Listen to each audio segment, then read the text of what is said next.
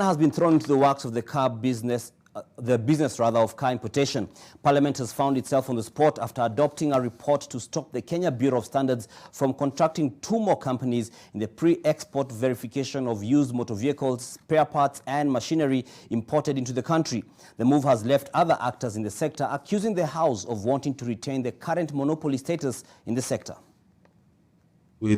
Last Tuesday, National Assembly adopted the House Public Investment Committee report on procurement of pre-export verification that blocked Auto Terminal Japan Limited ATJ and MSEAA companies from being contracted by Kenya Bureau of Standards to end the 9-year monopoly of Quality Inspection Services Japan QISJ to inspect used motor vehicles, spare parts and machinery imported into the country. The move has now put the committee and Parliament on the spot for adopting a report which was largely informed by an audit report from the Office of the Auditor General, whose credibility had been questioned by ATJ and MSEAA.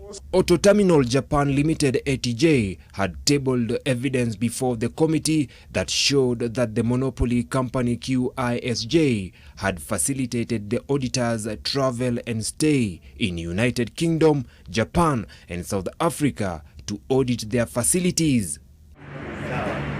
ATJ argued that there was no way the auditors would have returned a report favorable to them after facilitation by their competitors in their audit missions.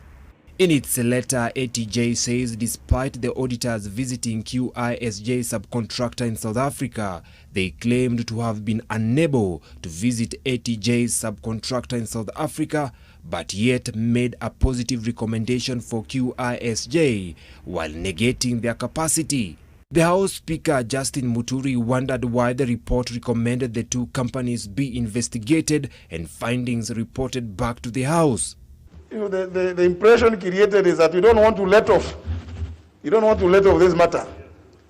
It's like it's, you know, there's something also you are enjoying in there. So you want them to investigate and bring to you. I don't know, when they bring it back to you, what do you do with it? This latest move seeks to retain Quality Inspection Services Japan QISJ as the only company to do the inspection for KEBS. Kenya imports about 7,000 cars every month. Actors in the importation sector feel that monopolizing the sector is nurturing fraud amongst inspectors and the sellers. 70% of importers have lodged complaints about the quality of their imports.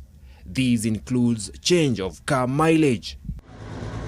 An end to the monopoly situation would ease the cost of inspection by over 4,000 shillings. Another contract is expected in a month and a half's time, with this latest move likely to affect the expansion of the KEBS contract to include ATJ and MSEAA that had been initially included. Vincent Odur, NTV.